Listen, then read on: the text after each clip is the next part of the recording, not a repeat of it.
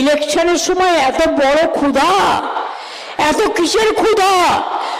তোমরা জমিদার জোরদার কোটি কোটি টাকা বানিয়েছ, একবারে নোটবন্দি আর এসআইআর এর নামে গণবন্দি, ভোটবন্দি।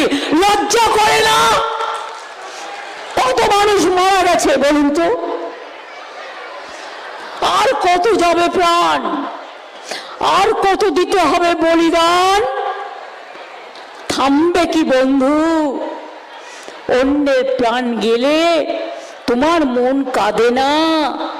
অন্যের পরিবার হারিয়ে গেলে তোমার দুঃখ হয় না? বাংলা ভাষায় কথা বললে আজ সবাই বাংলাদেশি।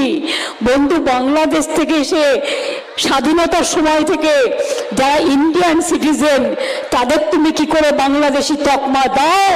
সোনালী কি বাংলাদেশি ছিল? সোনালী খান তো ইন্ডিয়ান ছিল।